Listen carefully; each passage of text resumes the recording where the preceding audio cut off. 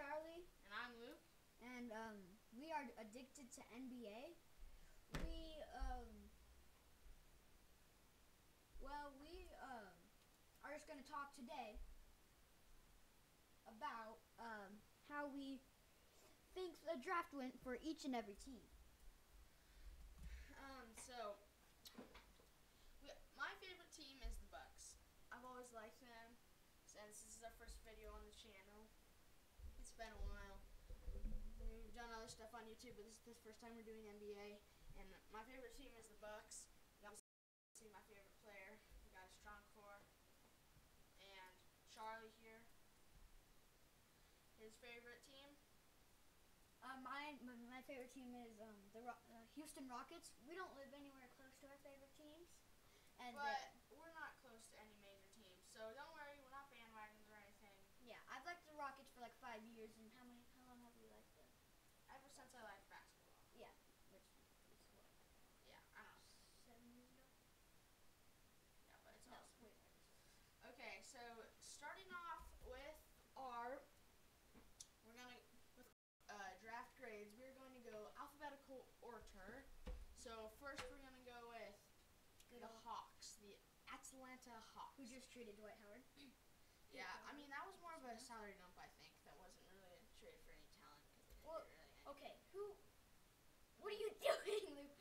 Okay, anyways, who really, no, go back. Let's press the back button. Yeah, so who really did, for my grade for this is, since they did draft John Collins out of Wake Forest with their first pick, I'm going to give this pick C+, because they did pick up John Collins, Tyler Dorsey, and Alpha Kaba, the last pick of this draft. Saw a lot of things on Instagram that are like, Isaiah Thomas, last pick of the 2011 draft. Alpha Kaba, last pick of the 2017 draft. I mean, sort of stupid. Yeah, I don't see Alpha Kaba being that Isaiah Thomas player. But first, of course, nobody probably else saw Isaiah Thomas like with that. John Collins, all right? The power forward out of Wake Forest. He's a pretty good defender. Yeah, they took him at number 19. I really like him as a defender. Rim protector.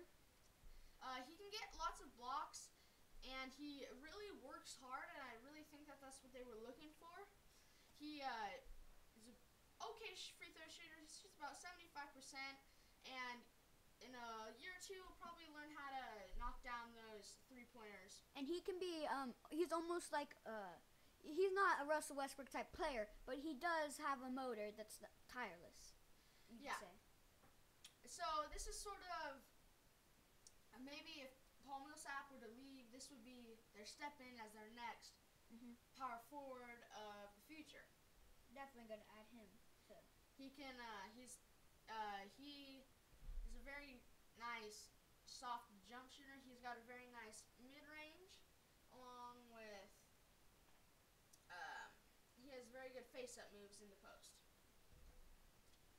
And along with their second pick now, Tyler Dorsey, the point guard out of Oregon. I really loved watching him in the tournament. He was like called the best player in the NCAA tournament, and I don't disagree. He was a beast in the tournament. Just the way he knocked down all those crazy shots, whether they're at the buzzer. Yeah, I do agree with you, except college is not NBA. You do have veterans in the NBA who can, 27-year-olds who are the best in the league right now. James Harden. But definitely he did do a very good job. So he is a 6'4" guy. He's got lots of athleticism, can throw the ball down. He's not a consistent player. He doesn't have great playmaking skills, but he can play next to Dennis Schroeder. I mean, that could be a deadly combo in the next coming years. That was just what I was about to say. But he doesn't have very good decision making, and he tends to make bad turnovers. But hopefully that Dennis Schroeder will clean it up, and in a couple of years, we can hopefully see him one of the best. And the last pick, Alpha Kaba. He's such an interesting player because we don't really know that much. The last couple picks were just players national, and with his 7'5" wingspan and how just much of a beast he is in wherever he's from, France. Yeah, he's from France, Mr. Irrelevant. He's a power forward type of player, but he can really he can attack the basket a lot, and who knows? I mean, maybe he could turn into something more than just Mr. Irrelevant. Yeah. The last, of course, 2011 was not Mr. Irrelevant, as we know, Isaiah Thomas. But he doesn't really have great athleticism or physicality. He really won't be like anything big. Not a true alpha dog. He'll probably just be sort of something like a project. Won't play this year at all. Probably D-League, or maybe they'll just keep him in France until they want him to come over to America, see how he plays. Yeah, he does have some skill in his face-up jumper.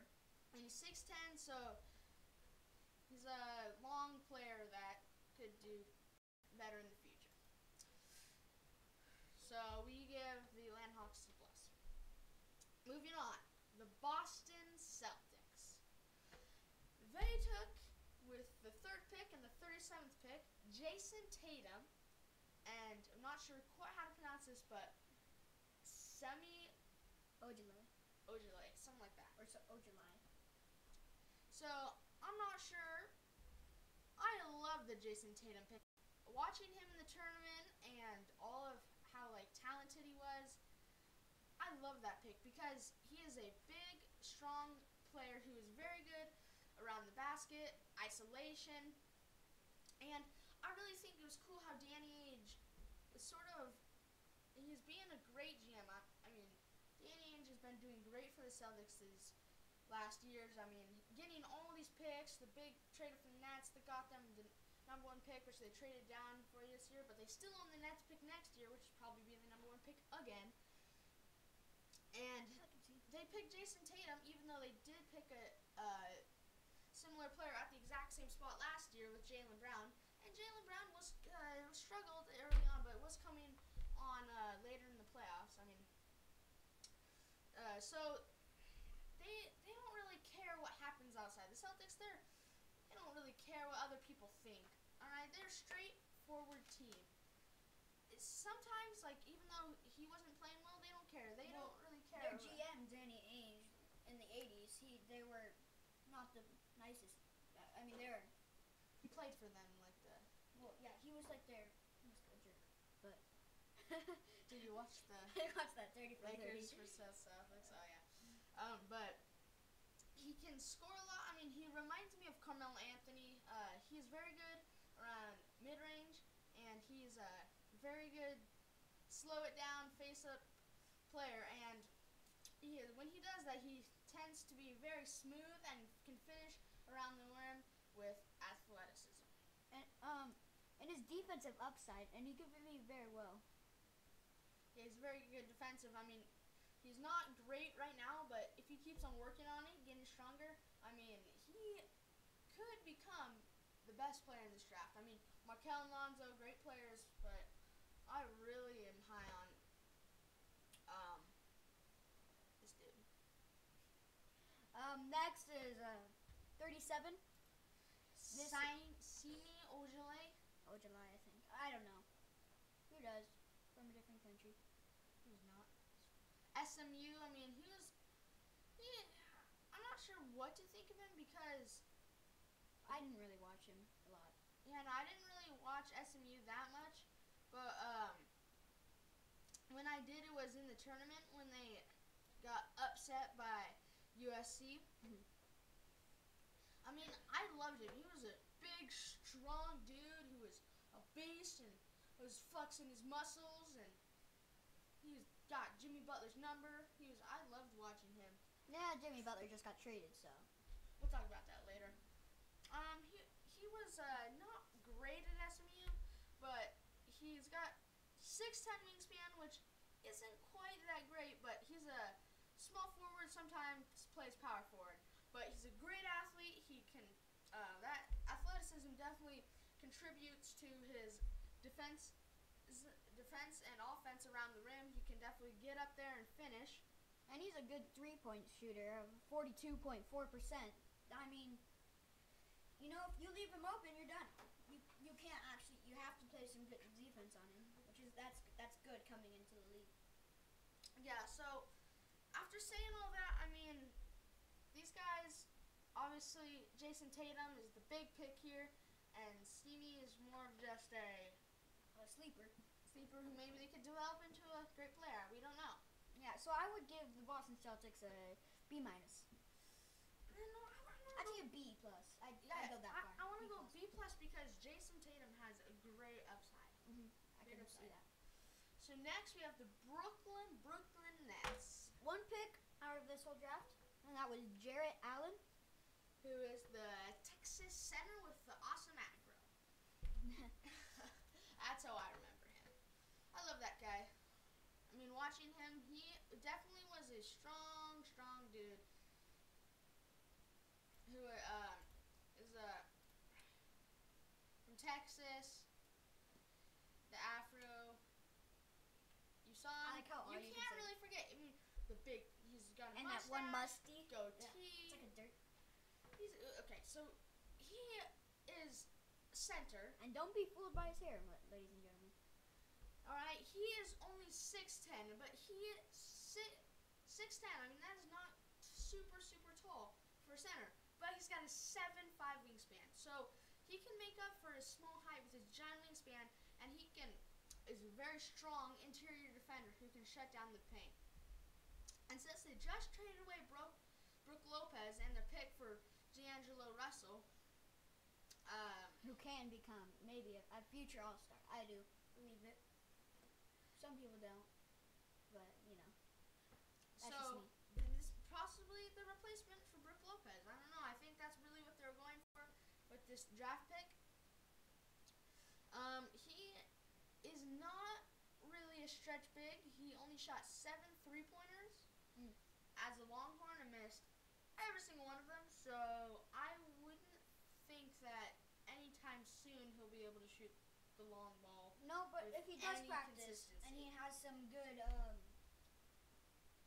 hard work ethic, I mean, yeah, if he has that good ethic, you know, that might be a reason why he was drafted so high.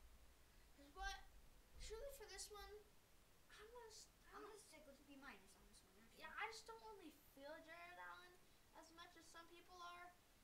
He's just a little iffy side. I mean, Nets got that nice trade for D'Angelo. But they're still gonna be. They're giving away another pick, and they One still pick. are very low on They picks. needed picks But in this draft. they can develop D'Angelo. Maybe they trade some more assets for some more picks. That way they can be good.